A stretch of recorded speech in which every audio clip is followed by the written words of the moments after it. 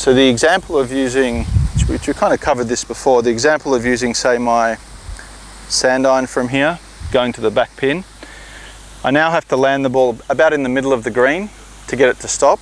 So we know that's going to be a bigger swing. Yeah. Now I did okay with that. In fact, I made it. Whoops. So I did okay with that, but the risk of mishitting that's pretty high. You know, tour players, I would say, break the rules more often than maybe what I'm explaining here, but they're also, you know, their techniques at a very high level. They mishit very little shots. But there's a young Malaysian pro I've been working with recently. I was telling Darren that the last tournament he played, he holed 4 chip shots in one tournament, 2 on the last day. He's very good at controlling the roll of the ball when it hits the green. And when you can do that, you can treat chip shots much like a putt.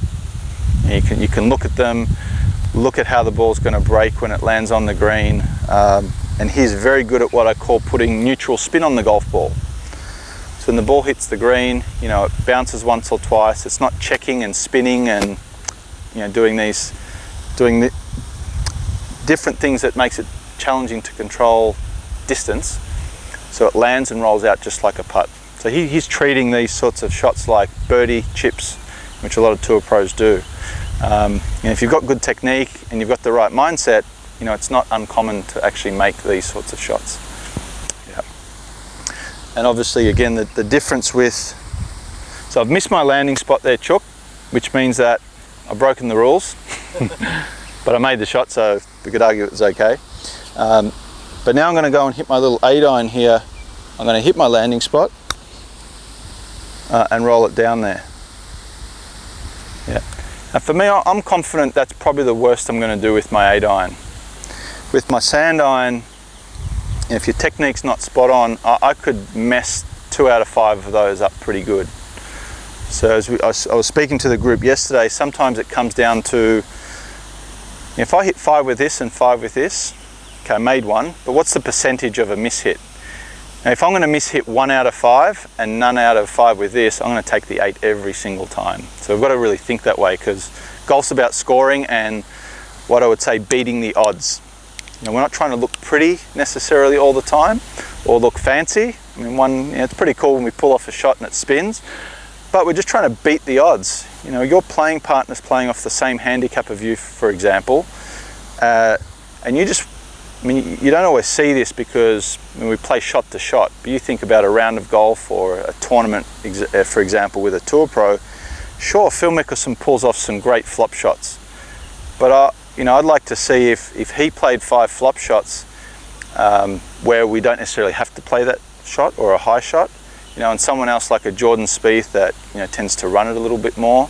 I'd just like to see what the proximity to the hole would be and who kind of wins that, you know, wins that race, if you like.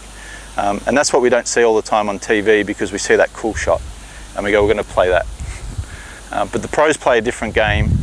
And I know when Greg Norman first came to the US and he didn't really have a good short game, I read his early books. You know, he didn't really have this type of shot. He learned it, he developed it, and he added a lot more tools to his short game. So the idea with learning this shot, I would say it's your baseline shot. It's your go-to shot.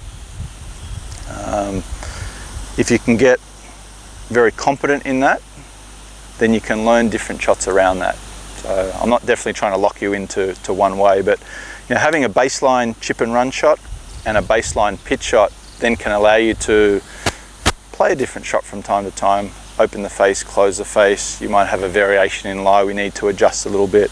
But I think everyone should have a good foundation technique where they really feel like, you know, they can do that same thing each time. Yeah, buy into that.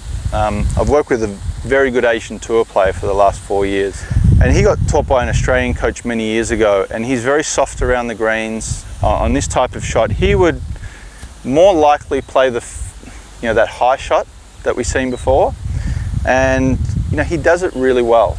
And, you know, sure, at times I've tried to encourage him to take a less lofted club, and it's just difficult because when you do something for 15 to 20 years and you actually do it reasonably well, it's much harder to change. And I guess that's what these Thai players are like. They use a different style.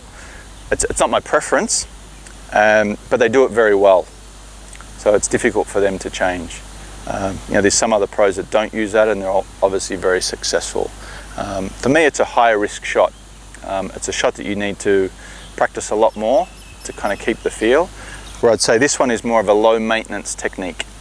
Now at your level, Angel, you're a young up and coming junior. You're going to have more variety to your short game as you go through the years, because you're going to be playing different golf courses to what's in Singapore, especially if you get into some sort of international competition. So you need more tools in the toolbox, and that's fine. We're not going to tell you just to do this for every single shot. There's more variety, but we definitely want to learn a baseline. So if we understand a lot of the concepts that we've spoken about, the next phase of this is actually just going through the setup. Now you all currently have a setup that you use. I'm going to take you through something that I would say is fairly optimal for playing this shot.